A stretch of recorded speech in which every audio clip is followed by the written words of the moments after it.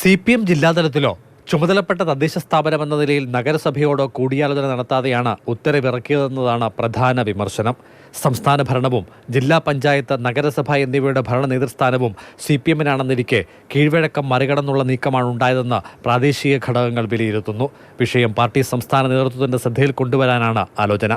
അധികാരം തദ്ദേശ ഭരണ സ്ഥാപനത്തിന് എടുത്തുകൊണ്ട് പോകണമെന്നല്ല, ഒരു തദ്ദേശ ഭരണ സ്ഥാപനത്തിന് പകരം വേറെ തദ്ദേശ ഭരണ സ്ഥാപനത്തെ വെച്ചിരിക്കുന്നു, അത്രയേ ഉള്ളൂ.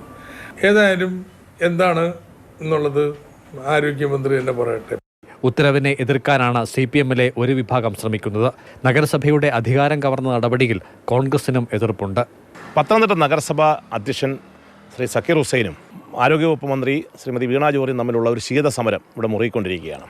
നഗരസഭാ അധ്യക്ഷനൊന്നുമല്ല എന്ന് വരുത്തി തീർക്കാൻ വേണ്ടിയിട്ടുള്ള ഒരു പ്രവർത്തനത്തിന്റെ ഭാഗമായിട്ടായിരിക്കാമെന്ന് ഞങ്ങൾ സംശയിക്കുന്നു. നഗരസഭ LDF പാർലമെന്ററി പാർട്ടി യോഗം ആരോഗ്യവകുപ്പ് നടപടിയിൽ പ്രതിഷേധം അറിയിച്ചിട്ടുണ്ട്.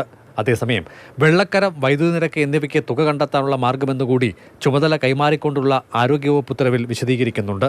അങ്ങനെയെങ്കിൽ വെള്ളക്കരം, വൈദ്യുതി നിരക്ക് കുടിശ്ശികയുള്ള ജനറൽ ആശുപത്രികളെല്ലാം ജില്ലാ പഞ്ചായത്തുകൾക്ക് കൈമാറുമോ എന്ന സംശയവും ഇഘട്ടത്തിൽ ഉയരുന്നു. മാതൃഭൂമി ന്യൂസ്, പത്തനംതിട്ട.